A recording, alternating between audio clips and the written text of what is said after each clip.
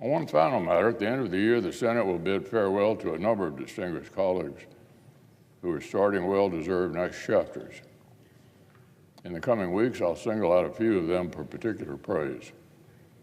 It seems fitting to begin with someone whose retirement is a departure not just from the Senate, but from a long and honorable career on the national political stage.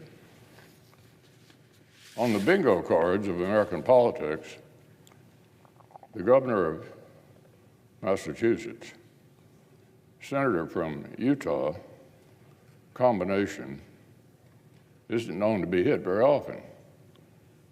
But Mitt Romney's repeated success in public office is a testament to his transcendent appeal of his character. As it turns out, uncompromising honesty, earnest humility, and evident devotion to faith and family are as compelling in Cedar City as they are in Concord. Of course, a certain telegenic quality, dare I say, a presidential aura, doesn't hurt either. By the time our friend assumed the title of China and the worthy demands of American global leadership, and he's met moments of enormous gravity with careful contemplation and utmost grace. The past 6 years will not be remembered as the Senate's quietest.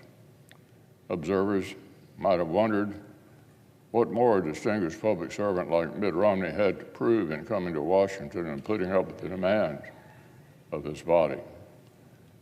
But that would be to misunderstand the way our friend has ordered his life. It wasn't about what he had left to prove, but what he had left to give. With that outlook, Mitt's been able to put even the most consequential business of public life in perspective. He reminds young visitors to the Capitol that the true currency of life is the people you love and spend your time with. He's quick to explain that his life isn't defined by the outcome of elections, and that his deepest meaning comes from his faith and his relationship with his family. It doesn't take much to recognize how earnestly he means that. For one thing, we know that joining the Senate was, at best, a different second on the list of Mitt's most significant events of the year 2019. Behind celebrating 50 years of marriage to his sweetheart Anne. And when you factor in the birthdays of 25 grandchildren and counting, even the most significant career milestone is bound to fall off the list. Frankly, if we're our Mitt's Senate staff, I wouldn't worry too much about lining up my next job. A full-time grandpa to a brood as big as the Romneys is bound to need some extra hands for scheduling and advance work. Mitt and Anne's partnership is one for the history books. It's a reminder that when you spend your life with the right people, success in business or politics is just icing on the cake. And when you ground yourself in firm beliefs, the winds of politics are easier to weather. As particularly moving him in Mitt's church instructs. Do what is right,